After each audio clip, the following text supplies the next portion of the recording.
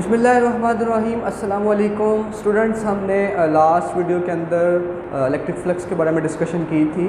Lecture number 5 था हमारा वो। आज हम लेक्चर नंबर 6 शुरू करने वाले हैं। इलेक्ट्रिक फ्लक्स की एप्लीकेशन कह लें आप कि कैलकुलेट कैसे करते हैं फॉर क्लोज सरफेस। तो जो टाइटल है हमारा आज के आर्टिकल का वो है electric flux passing through close surface. Close surface enclosing charge. Enclosing charge का मतलब ये है कि उसके अंदर एक चार्ज मौजूद है। तो हम आगाज़ कैसे करेंगे, एक्सप्लेनेशन शुरू कैसे करेंगे इसकी। तो एक्सप्लेनेशन में हम सबसे पहले ये कंसिडर करेंगे कि हमारे पास एक क्लोज सरफेस है in the form of sphere. Close surface है in the form of sphere, ठीक है, सफेरिकल है। अब इस सफ़ेयर के अंदर सेंटर पे हमने एक पॉजिटिव चार्ज प्लेस कर दिया, दिस इज़। अब हम ये सीख चुके हुए हैं कि पॉजिटिव चार्ज का जो इलेक्ट्रिक फील्ड है, पॉजिटिव चार्ज की जो इलेक्ट्रिक फील्ड लाइंस हैं वो क्या होती हैं, रेडियली आउटवर्ड होती हैं। इसका क्या मतलब है कि इलेक्ट्रिक फील्ड लाइंस निकलेंगी, इससे कैसे निकलेंगी, ये बाहर की तरफ निकलेंगी, रेडियली आउटवर्ड निकलेंगी, दिस इज़ लाइक दिस। इस तरह से इलेक्ट्रिक फील्ड लाइन जो है इससे निकलेंगी। अब स्टूडेंट्स, हमने लास्ट वीडियो में आपको बताया था कि जो इलेक्ट्रिक फ्लक्स का फार्मूला है, कौन से वाला, phi is equals to E dot A. हमने कहा था ये जो फार्मूला है ये वैलिड है only for the flat surfaces. अब हमारे पास जो सरफेस है वो कर्व सरफेस है, ठीक है जी। तो कर्व सरफेस के लिए हम ये फार्मूला अप्लाई नहीं कर सकते। हमने इस कर्व सरफेस में से टोटल नंबर ऑफ लाइंस जो पास कर रही हैं वो निकालनी है। मतलब ये है कि हमने इस कर्व सरफेस में से फ्लक्स निकालना है। हमने क्या निकालना है, इस कर्व सरफेस में से फ्लक्स निकालना है। तो इसका मतलब ये तो कर्व सरफेस है, तो ये फार्मूला वैलिड नहीं रहेगा। तो ये फार्मूला वैलिड कब रहेगा, जब हम इस कर्व सरफेस को फ्लैट सरफेस में कन्वर्ट कर लें। तो कर्व सरफेस को फ्लैट सरफेस में कन्वर्ट किस तरह से किया जाएगा, इस स्फेरिकल सरफेस को हम large number of small elements में डिवाइड करेंगे। क्या कहा मैंने, इस स्फेरिकल सरफेस को हम large number of small elements में डिवाइड करेंगे। वो स्मॉल एलिमेंट्स, हर जो स्मॉल एलिमेंट है वो अप्रोक्सीमेटली फ्लैट हो जाएगा। फॉर एग्जांपल ये देखें, ये एक हमारे पास फ्लैट एलिमेंट है, ठीक है जी, फ्लैट सरफेस है। तो हमने इस तरह के बेशुमार पैचेस इस सरफेस के बना लिए, एन बना लिए, ठीक है। एन हमने कंसिडर कर लिया कि लास्ट वाला एन है। अब इसमें से जो इलेक्ट्रिक इंटेंसिटी है उसका डायरेक्शन तो ये है, इस पॉजिटिव चार्ज की वजह से। इस जो फ्लैट सरफेस का इस पैच का वेक्टर एरिया, उसका डायरेक्शन भी ये है। तो आपको क्या नज़र आ रहा है कि इलेक्ट्रिक इंटेंसिटी और वेक्टर एरिया के दरमियान जो एंगल है वो कितना है, डेट इज़ 0 डिग्री, क्योंकि ये दोनों क्या हैं, पैरेलल है। दोनों क्या हैं, पैरेलल। ये एक एलिमेंट की बात कर रहे हैं हमने इस तरह के कितने एलिमेंट लिए हुए हैं, एन एलिमेंट लिए हुए हैं।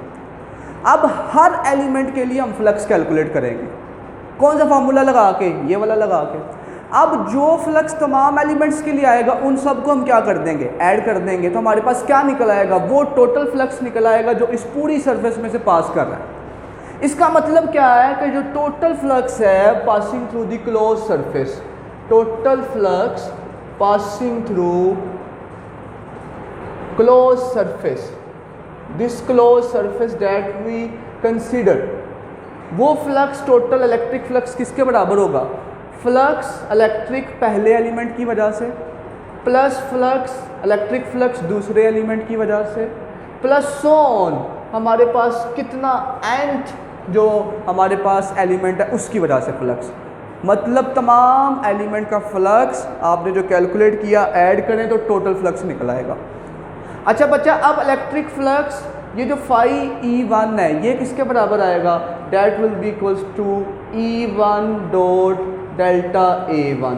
ये डेल्टा क्या रिप्रेजेंट कर रहा है, हमने कहा वो स्मॉल पैच है, इतना स्मॉल पैच है कि वो कर्व नहीं रहा, वो क्या बन गया, फ्लैट बन गया, ठीक है। तो ये डॉट प्रोडक्ट, ये डेफिनेशन इलेक्ट्रिक फ्लक्स की। फिर दूसरे पैच के लिए क्या आएगा, इस तरह से आएगा। फिर तीसरे पैच के लिए and so on nth patch के लिए ये इस तरह से।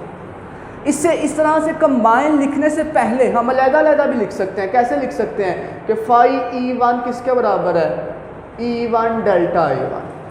फाई E2 किसके बराबर है, E2 delta A2 and so on, phi En किसके बराबर है, En डेल्टा An। आप जब लिखेंगे पेपर में तो इससे पहले इस तरह से लिख लें, फिर उसके बाद ये वाले आप जो है वो इक्वेशन लिखें और फिर इसमें ये वाले फार्मूलाज पुट कर दें। ठीक है, पहले बता दें कि ये फाई 1 किसके बराबर है, phi 2 phi En so on, फिर आप ये इक्वेशन लिख के उसमें ये सब क्या कर दें, पुट कर दें। अब डेफिनेशन के मुताबिक क्या बनेगा कि E1 delta A1 cause of theta. ठीक है जी, आपको पता है ना कि इसको जब हम ओपन करते हैं तो क्या आता है, कोज ऑफ थीटा आता है। अब क्या होगा, plus E2 delta A2 cos of theta plus on En delta An cos of theta. ठीक है मेरा बच्चा, अब तवज्जो रखें, हमने अभी आपको बताया कि E और ये A1 के दरमियान जो एंगल है वो कितना है, 0 डिग्री। इसी तरह जितने भी पैचेस हैं और पैच आप ड्रा करेंगे सब के लिए E और A के दरमियान जो एंगल है कितना है, 0 डिग्री है। तो हम यहाँ पे लिख सकते हैं that since E and vector area are parallel for each element, so cos of 0 degree will be equals to 1। इसका मतलब ये भी 1 हो जाएगा, ये भी 1 हो जाएगा और ये भी 1 हो जाएगा। तो आपके पास बच्चा क्या आने वाला है, phi is equals to E1 delta A1 plus E2 delta A2 plus so on En delta An। Cos को हमने क्या कर दिया, उड़ा दिया। ठीक है जी, कोस को हमने ख़त्म कर दिया। क्यों ख़त्म कर दिया, ये रीज़न आ गई उसकी। इससे आगे बात करते हैं। इससे आगे बच्चा क्या बात है, वो बात ये है कि E का फार्मूला हमें पता है किसके बराबर होता है, 1/4 pi epsilon not Q over R square. ये मैंने आपको प्रीवियस वीडियोस में बताया था। अब हर पैच का जो R है ना वो सेम है, ये भी कांस्टेंट है K और Q भी कांस्टेंट ही रह रहा है, एक ही चार्ज है Q, बदल नहीं रहा, और हर पैच का R भी कांस्टेंट है। इसका मतलब E भी क्या होगा, हर पैच के लिए कांस्टेंट। इसका मतलब आप E1 E2 E3 लिखने की बजाय क्या लिख सकते हैं, E लिख सकते हैं। E सबके लिए क्या है, सेम है। रीज़न क्या है मैंने आपको बता दी कि Q भी सेम है और हर पैच का R भी सेम है। तो हम इस इक्वेशन को क्या लिख सकते हैं, phi E is E delta A1 plus E delta A2 plus E delta An। अब बच्चा क्या करें, E क्योंकि सेम है कॉमन ले लें, तो delta A1 plus delta A2 plus Son delta An। पहले एलिमेंट का एरिया, दूसरे सरफेस एलिमेंट का एरिया, तीसरे का, चौथे का, n का। अब मेरा बच्चा देखो, पहले का, दूसरे का, तीसरे का सब के एरिया को ऐड करेंगे तो क्या बन जाएगा, ये सरफेस का एरिया नहीं बन जाएगा। और ये सरफेस कैसी कंसिडर की हुई है आपने, स्फेरिकल। तो आप क्या लिख सकते हो, इसको आप लिख सकते हो E को एरिया ऑफ स्फीयर। क्या लिख सकते हो, एरिया ऑफ स्फीयर। ओके हो गया।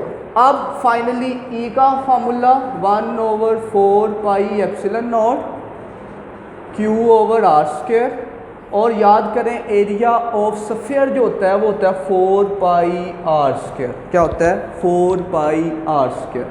ये 4 pi cancel, R square cancel, तो flux through the close surface क्या निकला, Q ओवर एप्सिलॉन नॉट। क्या निकला, Q ओवर एप्सिलॉन नॉट। इस क्लोज सरफेस में से जो फ्लक्स गुजरेगा, इस क्लोज सरफेस में से टोटल, वो हमारे पास क्या आया, Q ओवर एप्सिलॉन नॉट। ये फार्मूला ये बता रहा है कि क्लोज सरफेस में से गुजरने वाला फ्लक्स किन बातों पे डिपेंड करता है। पहली बात चार्ज पे डिपेंड कर रहा है, दूसरी बात मीडियम पे डिपेंड कर रहा है। वो उस क्लोज सरफेस की शेप पे डिपेंड नहीं करता कि शेप ऐसी स्फेरिकल है, इसकी शेप ऐसे बना लो। भाई क्लोज शेप होनी चाहिए, जैसी मर्जी शेप हो। वो सिर्फ किस पे फ्लक्स डिपेंड करता है, ये जो हमने फार्मूला निकाला है कि उस क्लोज सरफेस के अंदर चार्ज कितना है और मीडियम क्या है। ठीक है, तो ये हमने सीखा कि electric flux passing through the close surface कैसे हमने कैलकुलेट किया, और जो कैलकुलेट किया वो किन बातों पर डिपेंड करता है। एमसीक्यू पूछा जा सकता है, क्या flux passing through close surface depends upon the shape of that close surface. Answer is no, it's only depend upon the charge and the medium. तो ये था बेटे आज का लेक्चर। इंशाल्लाह इससे नेक्स्ट वीडियो में हम नया आर्टिकल लेके आएंगे। ठीक है, तब तक के लिए अल्लाह हाफिज़।